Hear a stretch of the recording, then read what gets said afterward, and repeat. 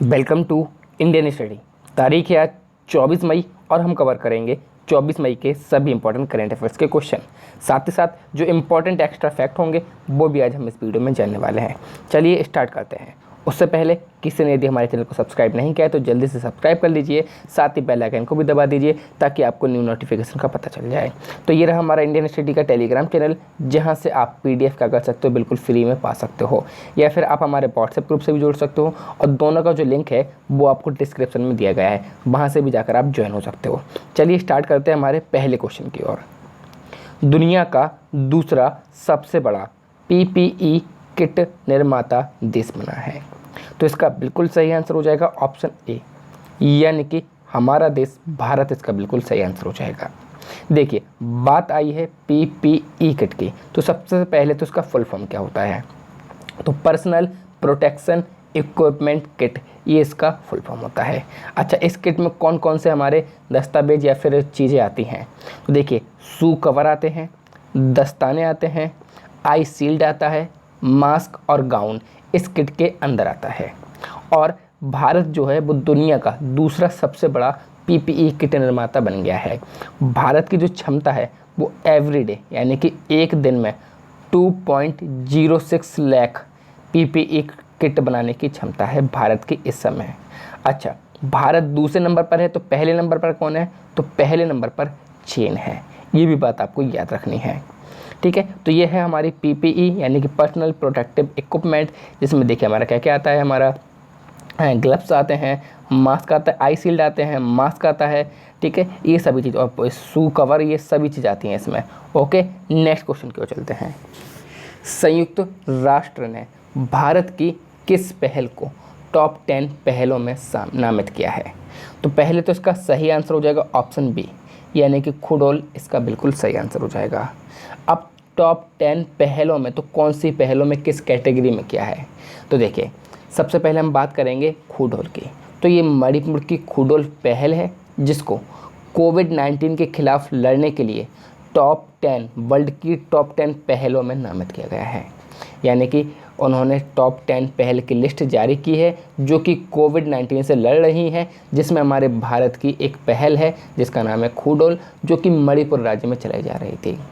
अब ये एक NGO की पहल है, जिसका अर्थ है, जिसे हम लोग क्या बोलते हैं, या ऑल, क्या बोलते हैं, या ऑल बोलते हैं। अब इसमें होता क्या है, तो इसमें जो LGBTQ समुदाय के लोग हैं वो मजदूर और एड्स से प्रभावित लोगों को भोजन, स्वच्छता और स्वास्थ्य सुविधाएं क्या कर रहे हैं, प्रोवाइड करा रहे हैं। और इसी पहल को संयुक्त राष्ट्र ने टॉप 10 पहलों में डाला है, जो वर्ल्ड की टॉप 10 है। फिलहाल बात करेंगे मणिपुर की।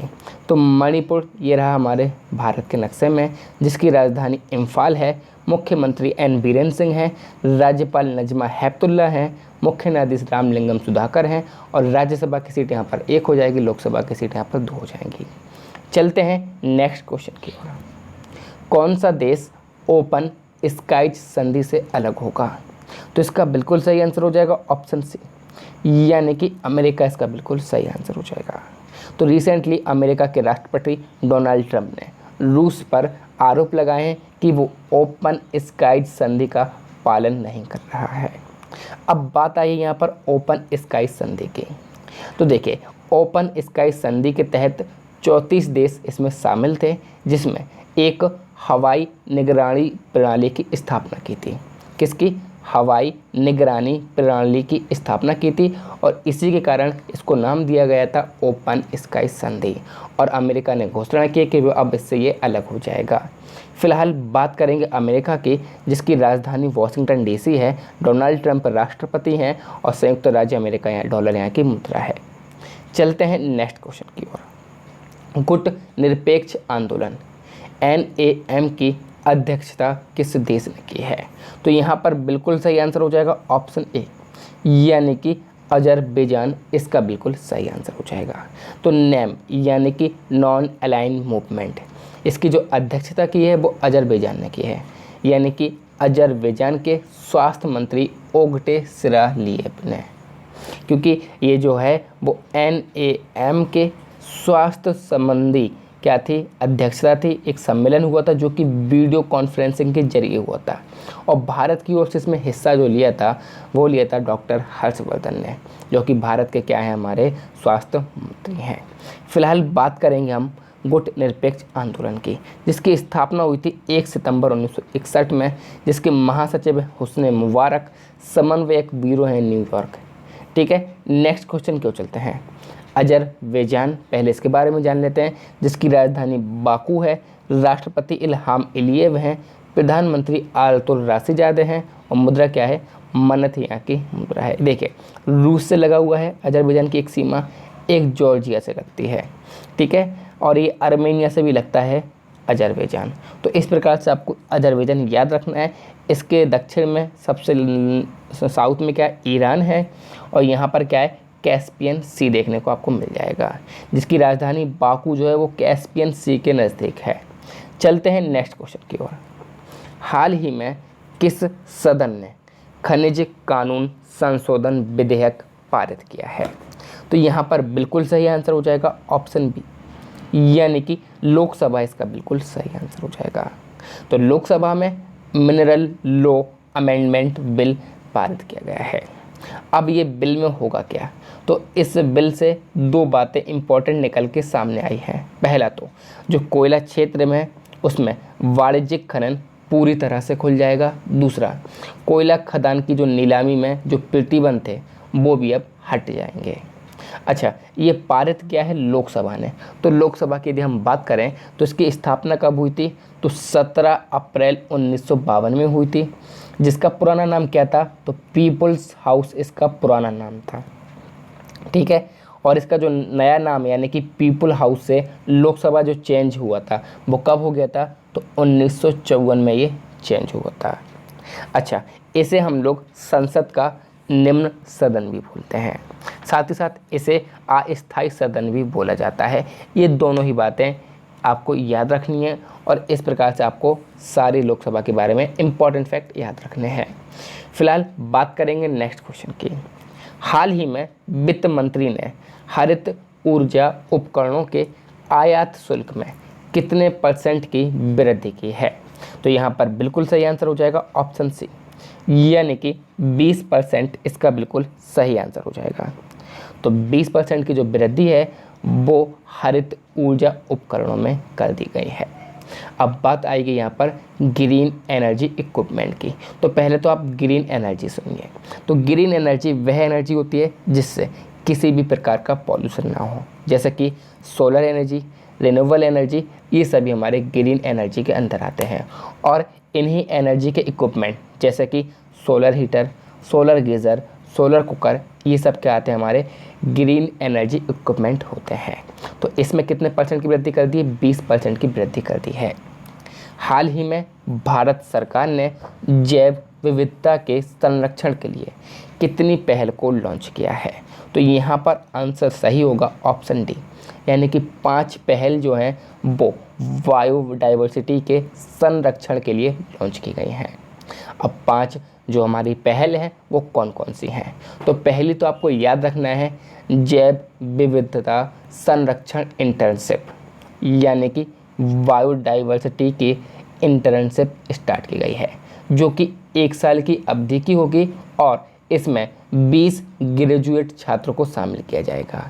दूसरी, संयुक्त राष्ट्र पर्यावरण कार्यक्रम के द्वारा जो नीतियां चलाई जा रही थी, ठीक है, किसके लिए, जो लुप्तप्राय प्रजाति हैं उनकी अवैध तस्करी के लिए, वो भी अब यहाँ पर लागू की जाएगी। तीसरी पहल क्या है हमारी, तो देखिए जो wild life crime control bureau का अभियान था जिसका नाम था नॉट ऑल एनिमल्स माइग्रेंट, ये भी अब हमारे यहाँ चलाया जाएगा। चौथा, एक वेबिनार सीरीज चलाई जाएगी, किसके लिए, बायोडाइवर्सिटी के लिए। पांचवा, एक सम्मेलन किया जाएगा जो कि विश्व वन्यजीव कोष मॉडल सम्मेलन, और जिसमें हमारे युवा वर्ग शामिल होंगे। तो ये 5 पहल जो हैं वो बायोडाइवर्सिटी के लिए भारत सरकार के द्वारा चलाई जा रही हैं। चलते हैं आगे की ओर। हाल ही में जम्मू कश्मीर लोक सेवा आयोग का नया अध्यक्ष किसे चुना गया है? तो यहाँ पर बिल्कुल सही आंसर हो जाएगा ऑप्शन बी, यानी कि बी आर शर्मा इसका बिल्कुल सही आंसर हो जाएगा। तो ये रहे बी आर शर्मा, जिन्हें जम्मू कश्मीर लोक सेवा आयोग का नया अध्यक्ष चुना गया है। अब जम्मू कश्मीर से यदि बात की जाए तो जम्मू कश्मीर के उपराज्यपाल तो गिरीश चंद्र मुर्मू हैं। यही एक इंपॉर्टेंट क्वेश्चन यहाँ से सामने निकल के आता है। यहाँ पर मैंने आपको और भी नॉलेज दी है कि जम्मू कश्मीर की राजधानी दो होती हैं, श्रीनगर और जम्मू होती हैं। गिरीश चंद्र मुर्मू यहाँ के उपराज्यपाल हैं। मुख्य न्यायाधीश गीता मित्तल हैं। राज्यसभा की सीटें 4 हैं, लोकसभा की सीटें 5 हो जाएंगी। हाल ही में किस राज्य ने ट्रांसजेंडर के लिए अलग संगरोध केंद्र की स्थापना की है? तो यहाँ पर बिल्कुल सही आंसर हो जाएगा ऑप्शन ए, यानी कि मणिपुर इसका बिल्कुल सही आंसर हो जाएगा। तो मणिपुर ने ट्रांसजेंडर के लिए अलग संगरोध केंद्र की स्थापना की है। अब मणिपुर की हम पहले ही बात कर चुके हैं, तो मणिपुर से आपको एक इम्पॉर्टेंट क्वेश्चन याद रखना है कि मणिपुर में वर्ल्ड का पहला फ्लोटिंग नेशनल पार्क, यानी कि तैरता हुआ पार्क, जिसका नाम है केईबुल लामजाओ, ये इसका नाम है और ये वर्ल्ड का फर्स्ट फ्लोटिंग नेशनल पार्क है जो कि मणिपुर स्टेट में स्थित है। नेक्स्ट क्वेश्चन की ओर चलते हैं। हाल ही में किसने लीडिंग द गेम वेबिनार श्रृंखला का शुभारंभ किया है? तो यहाँ पर बिल्कुल सही आंसर होगा ऑप्शन डी। क्या होगा? ऑप्शन डी, यानी कि इनमें से कोई नहीं, क्योंकि ये जो शुरू किया गया है वो आईसीसी के द्वारा शुरू किया गया है, leading the game webinar series. अब बात की जाए इस सीरीज़ या वेबिनार के बारे में, तो ये वुमेंस क्रिकेट को सेलिब्रेट करने के लिए है, यानी कि जो वुमेंस क्रिकेट में सक्सेसफुल लाइफ हुई है उन क्रिकेट को सेलिब्रेट करने के लिए वेबिनार सीरीज़ का शुभारंभ किया गया है। अब आईसीसी की यदि बात की जाए तो आपको ज़्यादा बात नहीं, कुछ इंपॉर्टेंट अवार्ड आईसीसी के बारे में याद रखना है। जैसे कि आईसीसी के क्रिकेटर ऑफ द ईयर 2019 किसे चुना गया है?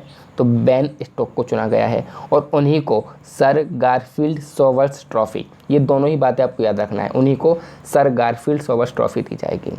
अच्छा, स्पिरिट ऑफ क्रिकेट अवार्ड 2019 किसे चुना गया है? तो विराट कोहली को। यदि बात की जाए ICC ODI cricketer of the year तो रोहित शर्मा को, और T20 performance of the year तो दीपक चहर को चुना गया है। ये 4 अवार्ड आपको याद रखना है जो कि आपके एग्ज़ाम में कहीं ना कहीं पूछे जाएंगे। फिलहाल यहाँ पर तो ये गूगल होगा नहीं, आईसीसी होगा। तो आईसीसी की अगर हम बात कर लें तो इंटरनेशनल क्रिकेट काउंसिल इसका फुल फॉर्म होता है, जिसकी स्थापना 15 जून 1909 में हुई थी। हेडक्वार्टर यहाँ का दुबई है। चेयरमैन शशांक मनोहर हैं और सीईओ कौन है? मनु साहनी इसके सीईओ हैं। चलते हैं कल के प्रश्न की ओर। तो नाबार्ड के नए अध्यक्ष कौन थे? तो ऑप्शन बी, यानी कि गोविंदा राजुलू चिंटला इसका बिल्कुल सही आंसर था। नाबार्ड यानी कि जिस प्रकार से हमारा आरबीआई होता है सभी बैंकों के लिए, उसी प्रकार ग्रामीण बैंकों के लिए नाबार्ड होता है। तो ये बात आपको याद रखनी थी। इसकी स्थापना वगैरह मैं सब डिटेल में आपको बता चुका था। चलते हैं आज के प्रश्न की ओर। हाल ही में ओएनजीसी ने किस कंपनी के साथ संयुक्त उद्यम स्थापित करने के लिए समझौता किया है? तो संयुक्त उद्यम कंपनी स्थापित करने के लिए समझौता किया है, इसका सही आंसर आपको कमेंट बॉक्स में बताना है। साथ ही साथ वीडियो लाइक अच्छी लगी हो तो प्लीज़ शेयर कीजिए। देखिए, मैं आप लोगों से बोलता हूँ प्लीज़ ज़्यादा से ज़्यादा शेयर करिए, तो इसका मतलब आप लोग को शेयर करना है। चलिए चलता हूँ, मिलता हूँ कल। Thank you all of you. जय हिंद, जय भारत।